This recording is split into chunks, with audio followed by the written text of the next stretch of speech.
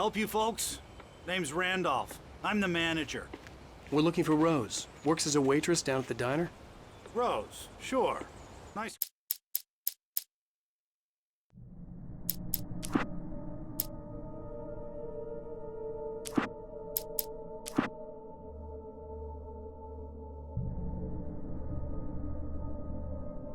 Previously on Alan Wake, Alice has been kidnapped. Alan, please help me. Alice? You'll do exactly what I say if you ever want to see your wife again. I can't tell anyone except my agent Barry. Damn it, Barry, they'll kill her! You're my best friend, and I'm worried that you're not right in the head. The ransom is a manuscript I supposedly wrote that's coming true before my eyes. It happened just the way it was on that page. So dark. I have found only a few scattered pages. I want the entire manuscript. The deadline is in 2 days. I found Mr. Wake's pages.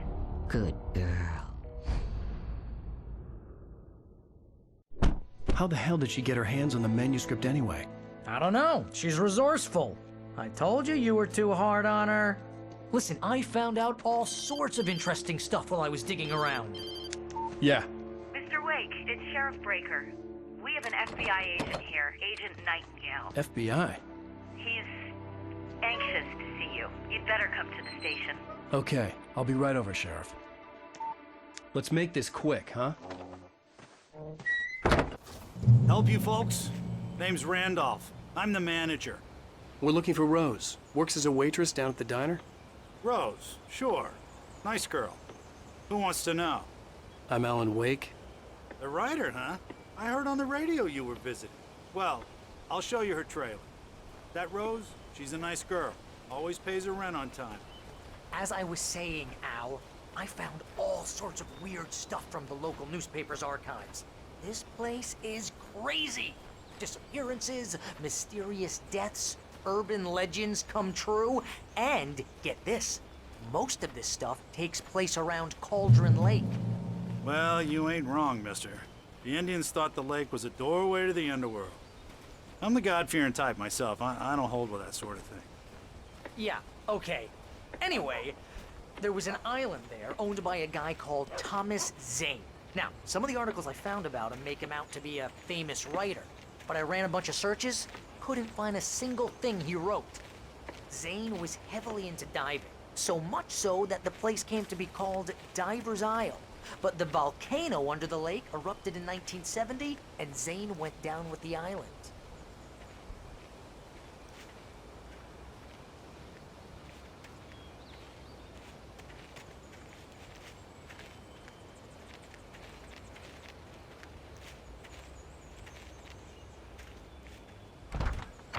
It gets better. A local girl, Barbara Jagger, drowned in Cauldron Lake just a week earlier. They were lovers. Sure, Jagger's a local spook store. The Scratching Hag. Comes for you in the dark. Childish stuff like that.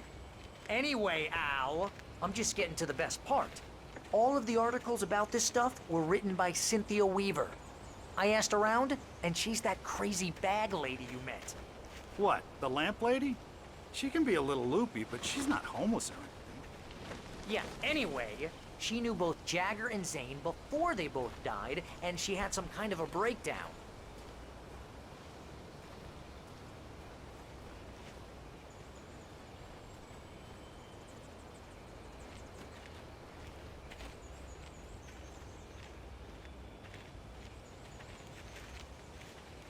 Well, mister, this here's Rose's trailer.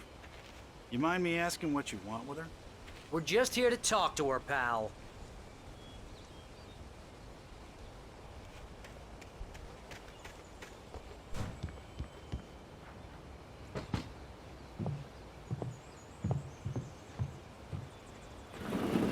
Welcome to... Oh dear, Mr. Wake. I'm so glad you're here. Rose, you have my manuscript? Oh. Oh, yes. Yes. Please, come in. Hey, this is really good. Rose, Yes, my manuscript. I really need it. I understand. I know what you need. A muse to inspire you. Oh, for Barry.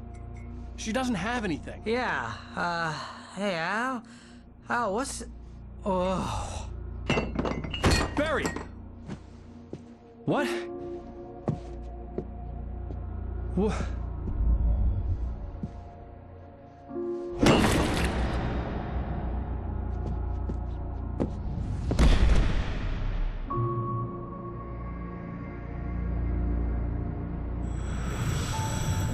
It's coming for you, hiding in my barber's skin. I'm too weak to stop it. You must turn the lights on. I promised I'd come visit you and your lovely wife. You must finish what you started. I insist. You must turn the lights on. Turn the light on. Back to work, boy.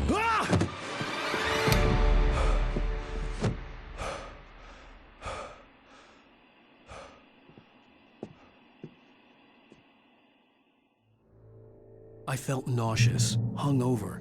Only anger kept me going. I can't tell reality from dream anymore, but it seems I have an imaginary editor to help me. She's an old woman in a funeral dress. I call her Barbara Jagger. She's very strict. I'm writing faster and faster. My manuscript is being heavily revised. The edits are getting very aggressive, and each day there's less of me and more of her. I hate it, but I know she's right. She promises me I can save Alice this way.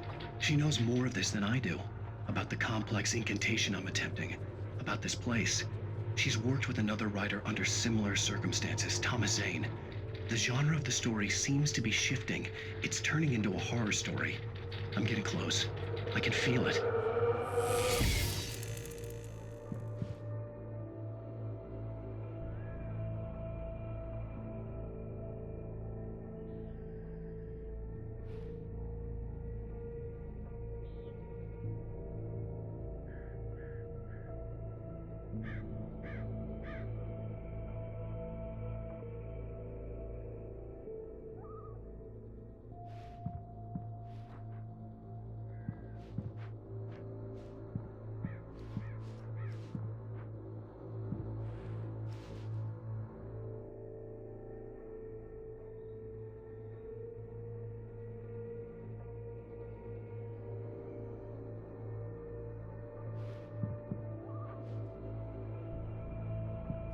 Rose took a day from me. I had less than 12 hours left to meet the kidnapper.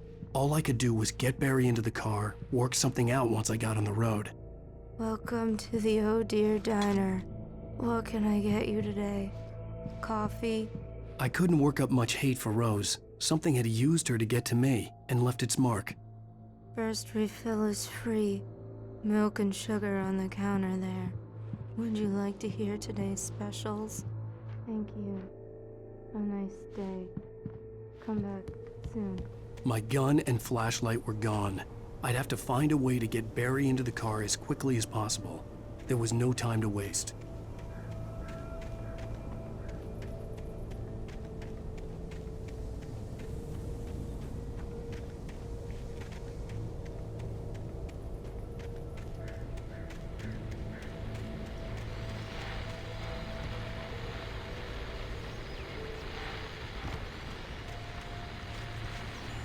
I just stepped outside to catch a breath of fresh air. Let me tell you, the weather's getting heavy. Nights like this make me especially glad I'm here talking to you and not home in bed. Once the weather takes a turn like this, I can't sleep at all. It's all tangled bed sheets and dark thoughts, punctuated by the occasional plunge into nightmare. Is it just me? Well, perhaps it is. But I hope I can make the night a little bit easier to get through. Caller, you're on KBF FM. Hey, Pat, it's Walt Snyder. What's on your mind, Walt? Well, I am the way you are, but, well, I can't sleep either, you know? I just been staring out the window here, trying to make sense of it all, but, I ain't been drinking either, you know? Well, you sound like a man with a problem, Walt. I had argument with Danny, and, then I got in trouble with the law.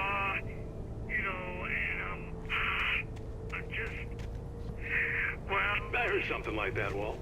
Yeah. Well, you know, Daddy's my best friend, and, they let me bail today. And now I'm just alone here at the window, waiting. Man, and there's something in the air tonight, man. I was just outside looking up at the sky above our broadcast tower thinking the same thing. What are you waiting for, Walt? I don't know. Something's gonna happen. I think I better go. Well, Walt, maybe... No, thanks, Pat. Well, good luck to you, Walt. Hang in there. Let's take a little break, folks. This weather's really something else, huh? How can I be sure that you will walk away?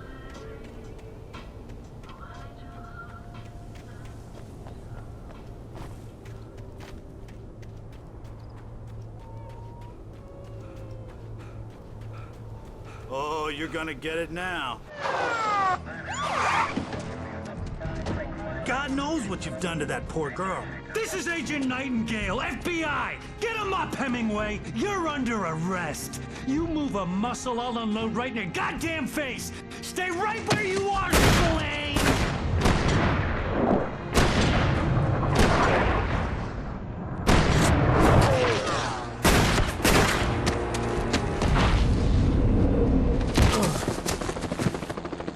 What are you? I'm standing right here, you goddamn maniac!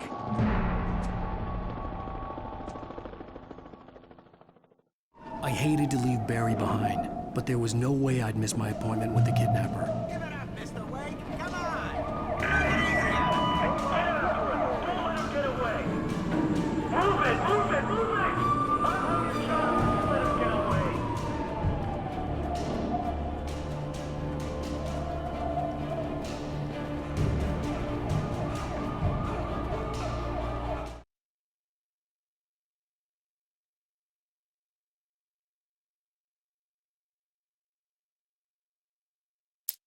Mr. Randolph liked Rose. That little smile she had. How she was still sweet when life had tried so hard to make her bitter. It wasn't any of his business what she did in her trailer. But those strangers, the writer and his smart-ass sidekick, looked like trouble. And they'd been in there for hours, way past her normal bedtime. He reached...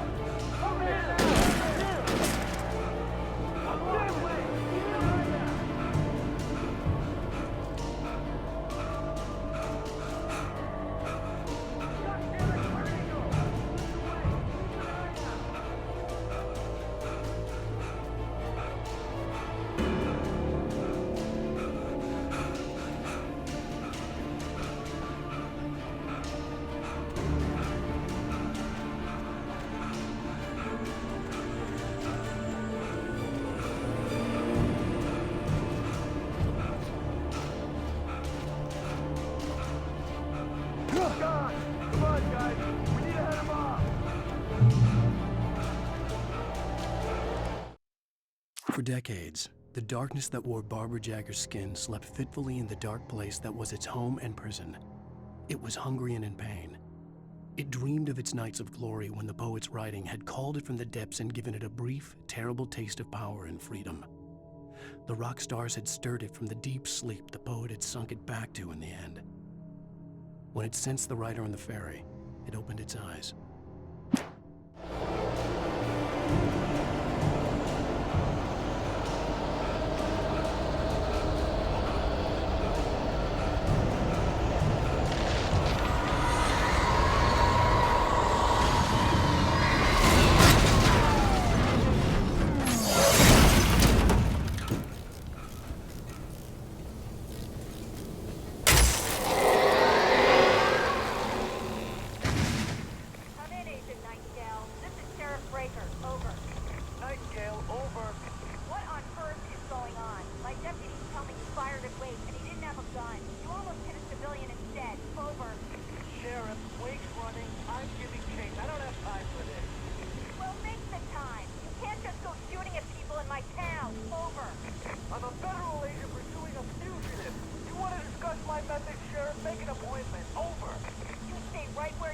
Agent Nightingale. I'm on my way. Out. The suspect was last sighted running along.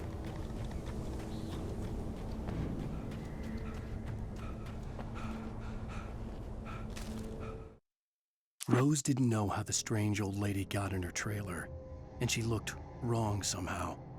The woman showed her teeth in an approximation of a smile and traced a finger down Rose's cheek. "Pretty girl," she said.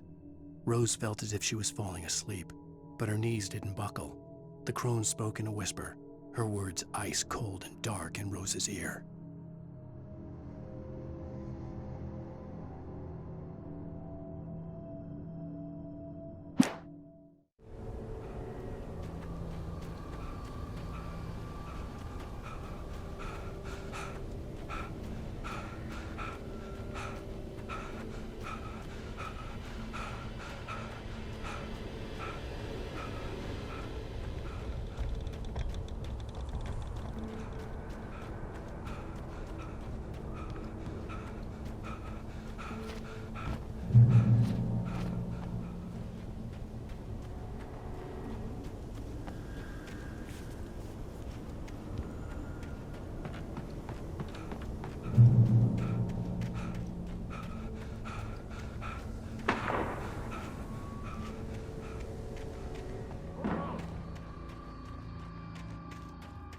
Search the area.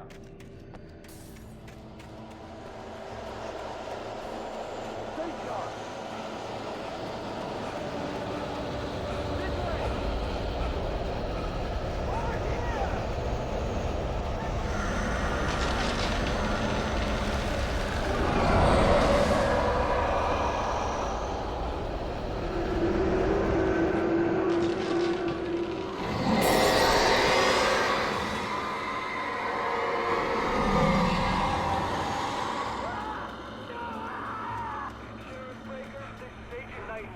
I've lost contact with most of the men you assigned to me. It's Blake's doing. This horror was everywhere I went, circling me. The cops didn't stand a chance. They were after a writer, not a monster. He's the guy we're chasing. If it's not him, who then? Bigfoot? Over. I don't know yet, but I'm not in the habit of jumping to conclusions. That tends to come back and bite you in the ass. Out.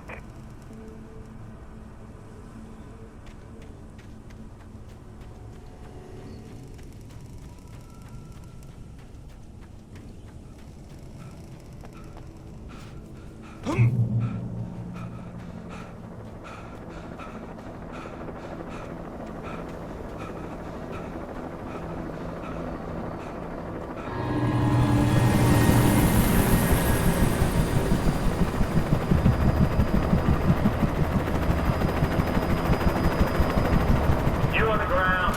Hold it right there. There's nowhere to run. Freeze!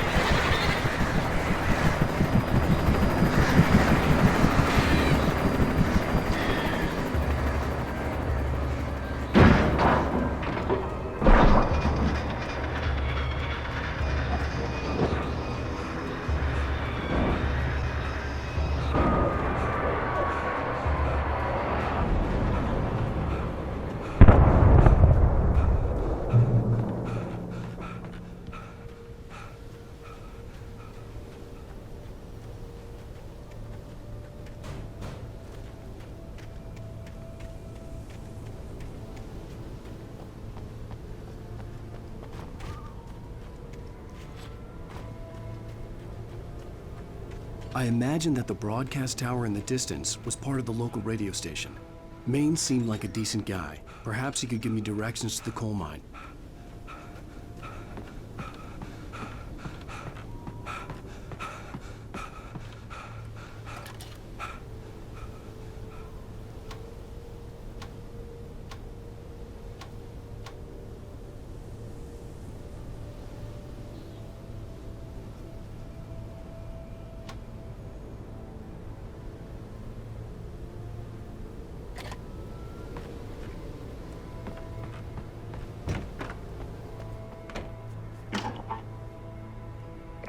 This is James. Mulligan, Thornton, come in. Over.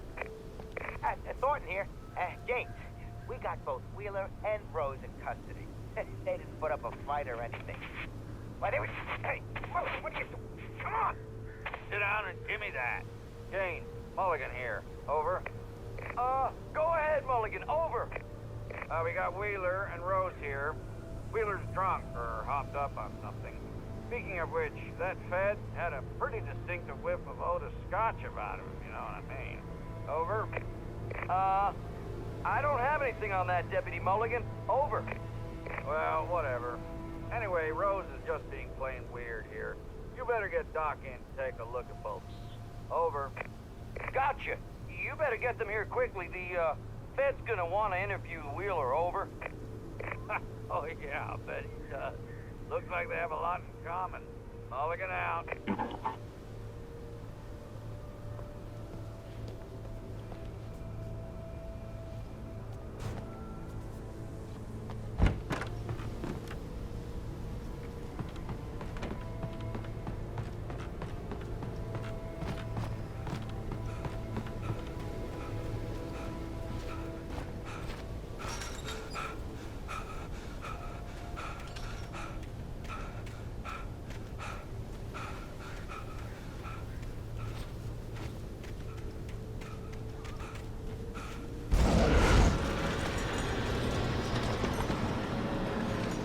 Unnatural shadows clung to the gate.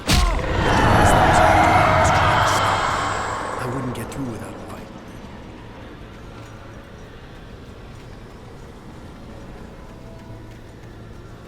There was no power to the searchlight.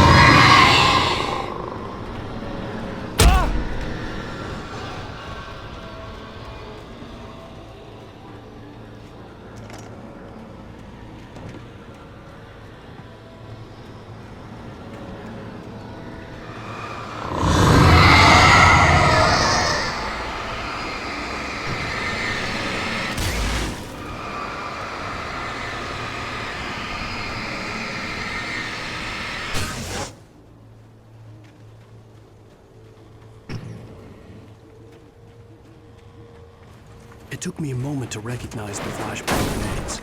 They were an ideal weapon for my situation. Team 1, come in. Over. Team 1, this is Sheriff Breaker. Report. Over. Team 2, come in. I need a report. Over. Come on, guys. Talk to me. Come in, please. Over.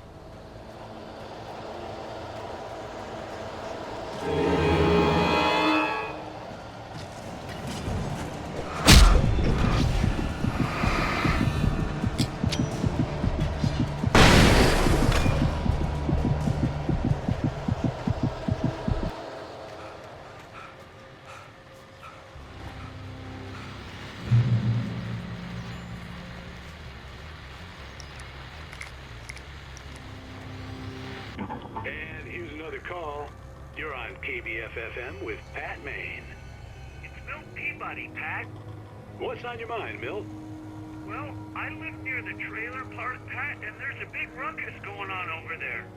Well, that's just up the road from me, too. What's going on, do you know?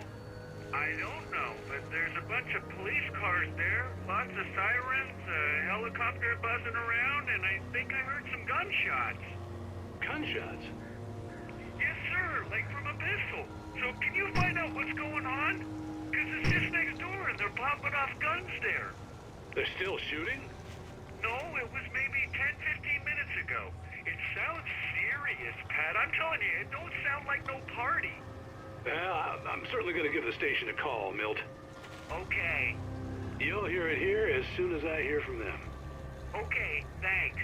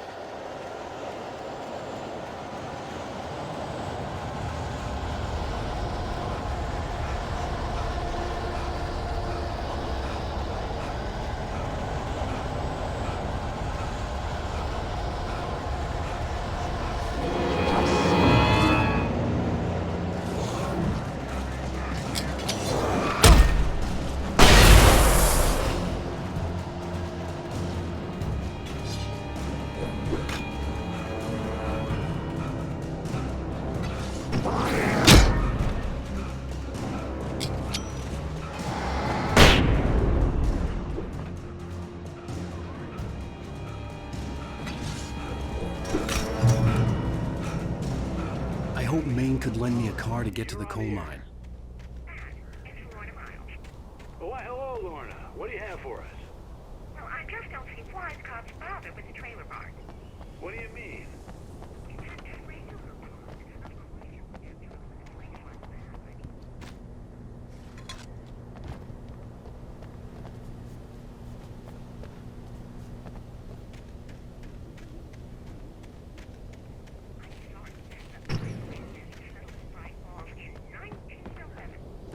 Well, thank you very much for that compassionate viewpoint, Lorna.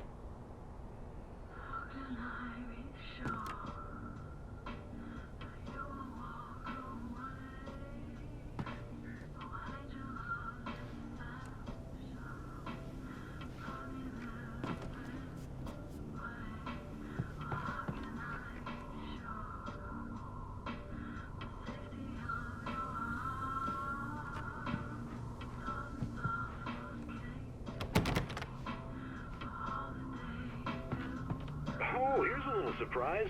The famous writer Alan Wake just walked in. Folks, I'm going to see if I can talk him into an interview. Come on in, Mr. Wake.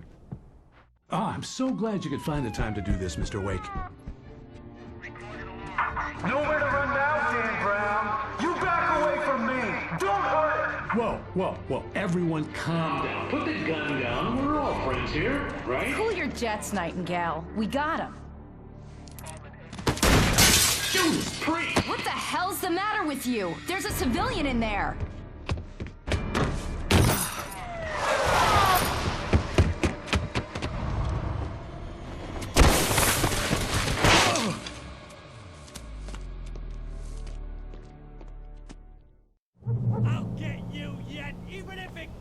You hear me? You hear me, H.P. Lovecraft? I had fallen off so many cliffs it was ridiculous. That's what you get for naming a book The Sudden Stop. It was probably good I hadn't had the chance to tell Maine where I was going. I'd have to lose the cops and find my own way to the mine.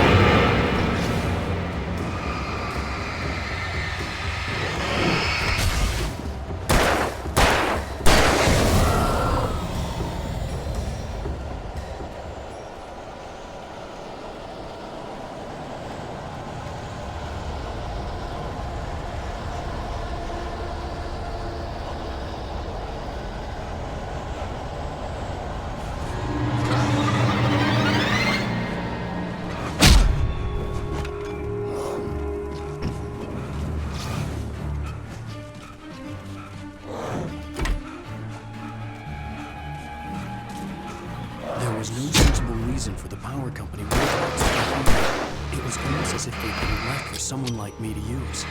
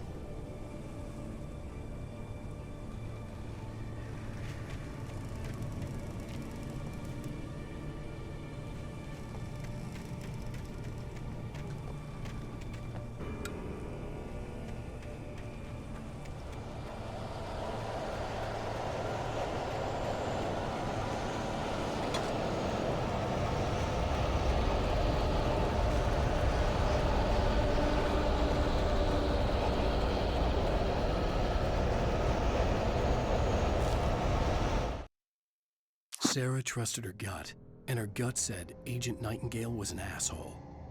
He felt wrong, and it wasn't just the smell of stale booze. It was in the way he flashed his badge, pulled rank, the look in his eyes when he wanted answers. Where was Alan Wake? What was this about an accident? Where was his wife? And most importantly, why did she let Wake go? He wouldn't answer her questions. Federal business was all he'd say.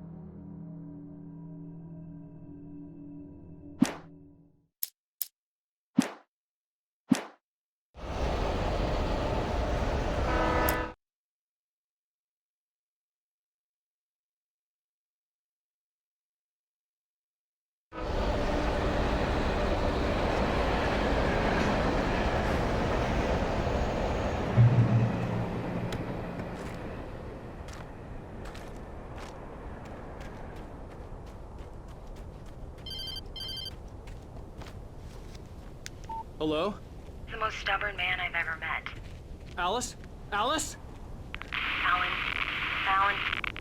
I'm so afraid. It keeps me in the dark. Please help me. I look at you, Alan, and it's not you. Something else. Looking out from behind your eyes. Alice, I'm here. I'm so alone here. It's all gonna go to hell. You need to be careful. Cooperate. The connection had been terrible, but that wasn't the only thing that hadn't been right with the call. She sounded wrong somehow, but she had called me. The pipe wrenched itself loose from the bridge's steel framework. Wrapped in darkness, it floated in midair, twitching. For a moment, I didn't understand what I was looking at. The heavy object lurched at me with impossible force. I threw myself out of the way.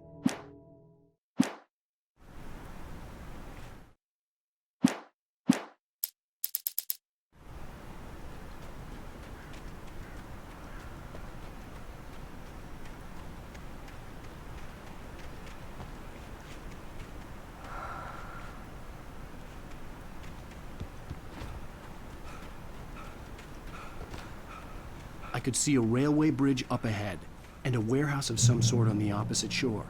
I hoped I could find a car from there.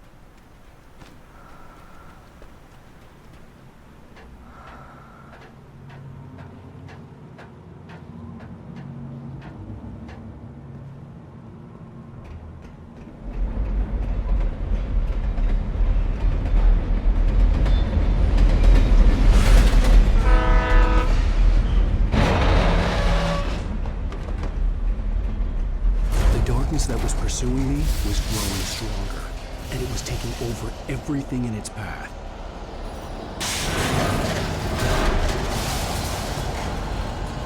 What the hell?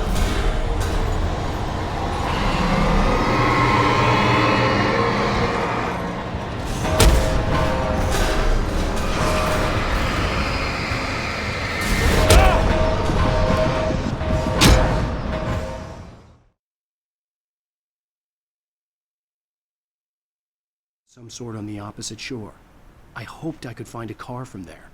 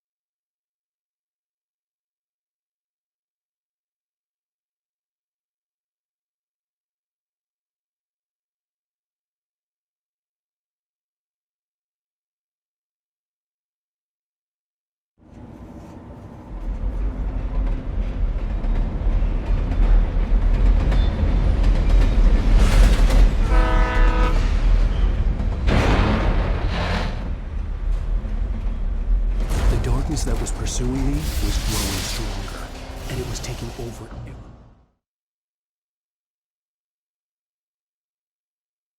some sort on the opposite shore.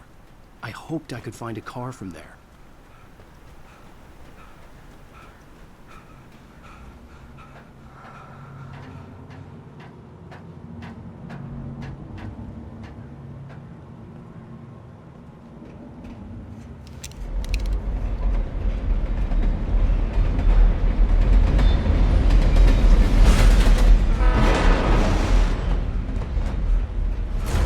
That was pursuing me was growing stronger, and it was taking over everything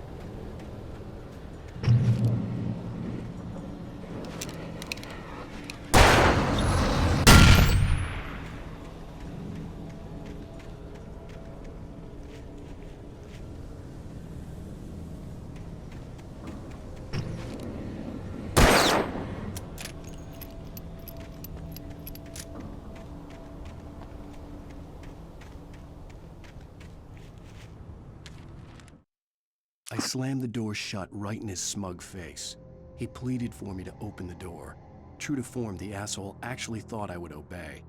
I had no sympathy left, no guilt either, not for him. I took a moment to savor the scream. I bet I had a smile on my face. It was all that I had time for. The dark presence was inside the lodge with me.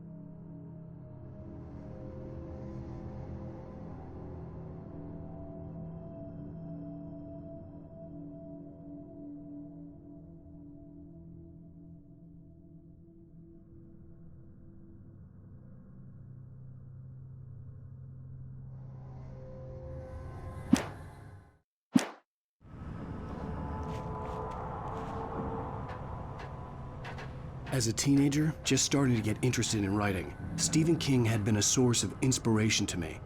I thought about all the inanimate objects that had come to life in his books. No one is safe in a good horror story, certainly not the protagonist. That's what makes them fun. This was anything but.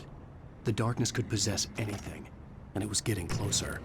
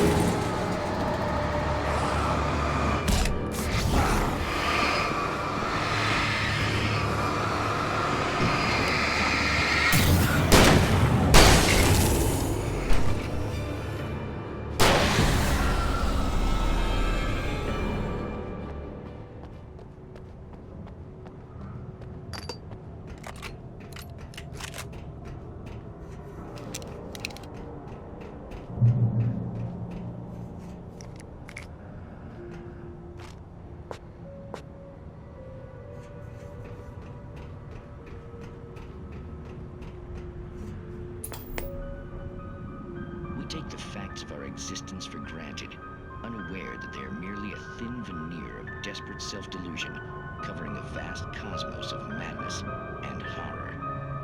All too often, the stars are right. In Night Springs. Tonight's episode, A Family Occasion. Journalist Alvin Derleth's trip to study the local customs